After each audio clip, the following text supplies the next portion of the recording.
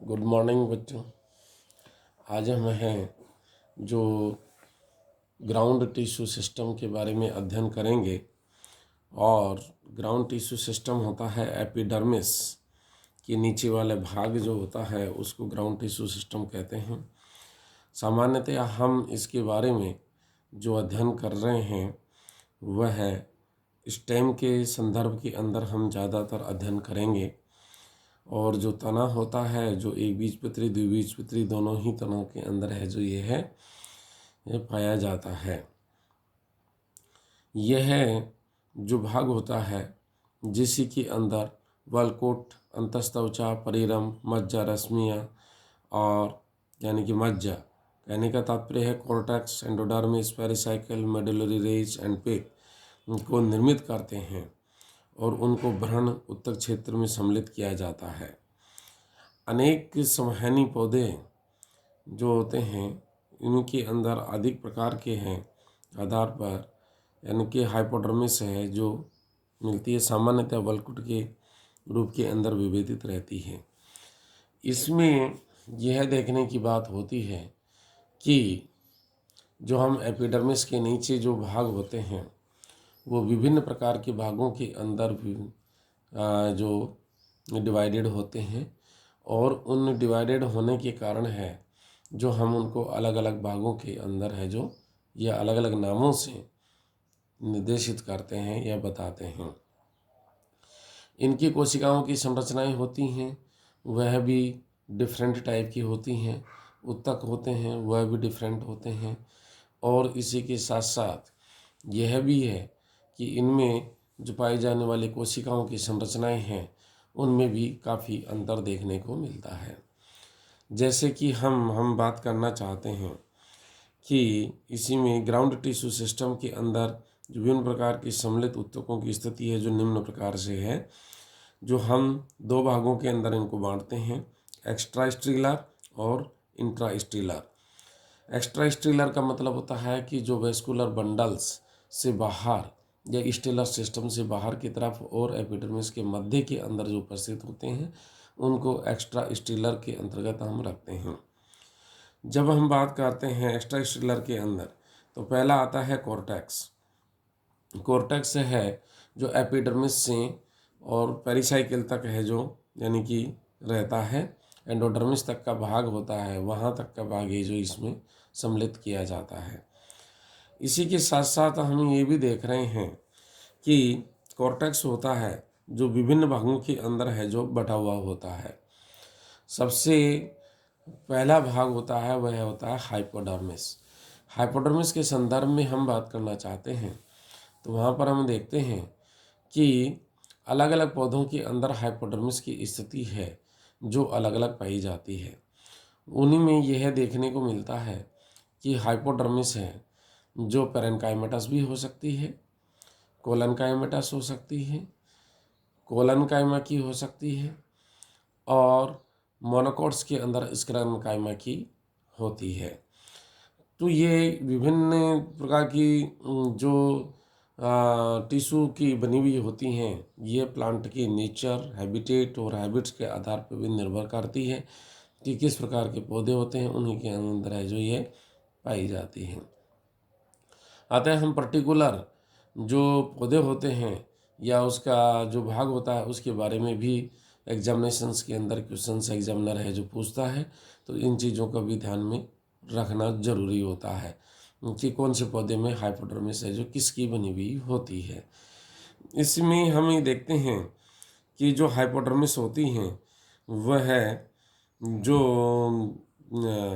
बाह्य त्वचा से नीचे होती हैं और इसी के अंदर है जो मैंने जैसे बताया कि अलग अलग होती है।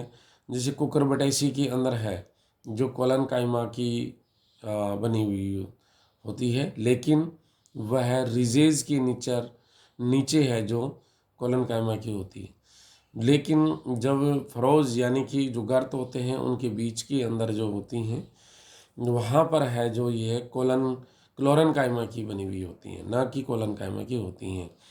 और इन्हीं के साथ साथ इनमें गैसेज का आदान प्रदान भी होता है और यह पार्ट है जो कोलनकाइमा का है वह फोटोसिंथेसिस के अंदर सहायता प्रदान करता है। एंड गैसेज एक्सचेंज भी यहाँ पर होता रहता है। तो इसी के आधार पर हम ये हैं कि हाइपोडर्मिस है जो इसकी बनी हुई होती है। अब हम अब्रस प्रगेटोरियस की अंदर बात करें तो वहाँ पर हाइपोडर्मिस है जो थिक और स्क्लेरनकाइमेटस प्रमुख होती है, लेकिन क्रोटोलेरिया बरिया के अंदर है जो स्क्लेरनकाइमा की बनी हुई होती है। तो यहाँ तक ही नहीं कि मोनोकोट्स में ही होती है, बल्कि और दूसरे पौधों के अंदर भी हम बात करें तो वहाँ पर भी यह है कोलनकाइमा, क्लोरनकाइमा और स्क्लेरनकाइमा की बनी हुई होती है, जिससे कि हमें जो पौधे करते हैं और यह दृढ़ता प्रदान करती है, विभिन्न प्रकार के फंक्शंस को निर्माण करती है। इसके बाद के अंदर है जो कॉर्टेक्स होता है, जो कि कॉर्टेक्स वल्कुट भाग जो इनर भाग होता है, उसी के अंदर जो कोशिकाएं होती हैं वह मृदुतक कोशिकाओं की बनी हुई होती हैं, ये मृदुतक की बनी हुई होती हैं और इनमें इंटरसेलुलर स्पेसिस पाया जाता है। साथ ही साथ इनमें कुछ कोशिकाएं होती हैं जो कि स्टोरेज का काम करती हैं, कुछ सिक्रेशन का काम करती हैं, कुछ हैं जो कोशिकाएं जो फोटोसिंथेसिस का काम करती हैं। तो ये भी निर्भर बताता है कि इसके अंदर क्या आती हैं। जनरली है जो ये स्टोरेज का काम है जो इस लेयर के अंदर का ज़्यादा होता है। और जैसे टैनिन का सिक्रेशन हो गया और ऑयल का सिक्रेशन हो गया, रेजिन का सिक्रेशन हो गया, रेजिन कैनाल्सों की उपस्थिति हो गई है, इसी के अंदर है जो पाए जाते हैं और ये इसमें होती हैं। इसी के नीचे जो पाई जाती हैं, इसके नीचे पाई जाने वाली हैं जो एंडोडर्मिस होती है। एंडोडर्मिस है जो एक इसकी अंतिम भाग होता है और इसमें जो एक कंटिन्यूस एक पट्टिका के रूप के अंदर पाई जाती हैं, जो कुछ पौधों के अंदर तो यानी कि एंडोडर्मिस है जो सुस्पष्ट दिखाई देती हैं। और डाइकोट्स के अंदर मुख्य रूप से हैं जो अच्छी दिखाई देती है। इनमें स्टार्च का डिपोजिशंस भी होता है और इनमें हरित लौक भी है जो कुछ में यानी कि होता है और कुछ में नहीं होता है। इसी के साथ साथ हम अगर देखना चाहते हैं तो इनमें जो कंडीशंस होती हैं वह कंडीशंस हैं जो बहुत ही विचित्र होती हैं। कुछ पौधे जैसे अपने साल्टी प्लांट्स होते हैं, उन साल्टी प्लांट्स के अंदर एंडोडर्मिस है जो बिल्कुल दिखाई नहीं देती है कई बार है जो। तो ये चीज़ें हैं जो इनके अंदर होती हैं। इनमें है जो स्क्लेराइड्स, टैनिन्स और क्रिस्टल्स का इनका भी यानी कि उपस्थिति हो सकती हैं। लाइसोजीनस कैविटी और साइजोजीनस कैविटी भी इनके अंदर कॉर्टेक्स के अंदर देखने को मिलती हैं, जो कि मिलती हैं जो एंडोडर्मिस के बाहर वाले भाग के अंदर है जो अक्सरतया देखने को मिलती हैं। तो ये है एंडोडर्मिस है जिसमें जो डिपोजिशंस होता है जिसको कि हम कैस्पीरियन स्ट्रिप्स कहते हैं। तो ये ध्यान रखने वाली बात है कि कैस्पीरियन स्ट्रिप्स है जो कि किस प्रकार से यानी कि मिलती हैं और कैसी होती हैं। ये है जो रेडियल वाल्स होती हैं जिनके ऊपर है जो होती हैं और इनके ऊपर है जो ये रहती हैं जो कि पास इसको करती। इसी के साथ साथ इसमें ये भी देखने को है कि जो कंडीशंस हैं वो काफ़ी होती हैं। कई बार क्या वल्कुट के अंदर है जो वल्कुटर वेस्कुलर बंडल्स भी होते हैं जिनको कि हमें जो कॉर्टिकल वेस्कुलर बंडल्स बोलते हैं। Basically cortical vascular bundles are the leaf traces जो लीफ की यानी कि नोडल रीजन से निकल करके और ये है धीरे धीरे है जो आगे बढ़ते हैं और इंटरनोड के अंदर है जो माइग्रेट होते हैं और आगे जा कर के वो है लीफ के अंदर पेनिट्रेट कर जाते हैं। ये प्लांट्स हैं जिनमें अलग अलग होते हैं जिनके अंदर ये पाए जाते हैं। कैजुराइना है, क्रोटोलेरिया बरिया है, इस तरीके के जो पौधे होते हैं उनके अंदर ये पाए जाते हैं। हम अगर देखना चाहते हैं तो डायग्राम की स्थिति के आधार पर हम इसको ये समझ सकते हैं कि यह है किस प्रकार की यानी कि स्थिति है जो इन कोशिकाओं के अंदर देखने को मिलती है। ये आप जो आराम से इसको देख सकते हैं और आप जो समझ सकते हैं कि किस प्रकार से कोशिकाएं हैं जो इनमें उपस्थित होती हैं और ये रहती हैं। दूसरा भाग इसका होता है आपका इंट्रासेलुलर। इंट्रास्टीलर, नॉट सेलुलर, इंट्रास्टीलर सिस्टम। इंट्रास्टीलर के अंदर है जो पेरिसाइकिल से यानी कि हम स्टार्ट करते हैं, और पेरिसाइकिल वाला जो रीजन होता है वह है काफ़ी यानी कि अलग अलग कोशिकाओं का बना हुआ होता है। पेरिसाइकिल है जो कुछ में प्लांट्स के अंदर है जो फाइबर्स का बना हुआ होता है, तंतु है, और ये तंतुनमा है जो अरिस्टोलोकिया के अंदर होता है। सेंसिवीरा के अंदर है जो ये है परिरंभ उपस्थित होती है जो कि तंतु के रूप के अंदर पाई जाती है। इसी के साथ साथ बहुपंक्तिक भी होती है। स्मैलैक्स के अंदर बहुपंक्तिक होती है। ये इसी के अंदर है जो हेलियंथस में है जो दृढ़ोत्तकीय होती हैं, और अब्रस प्रकेटोरियस में है जो ये दृढ़ोत्तकीय होती हैं।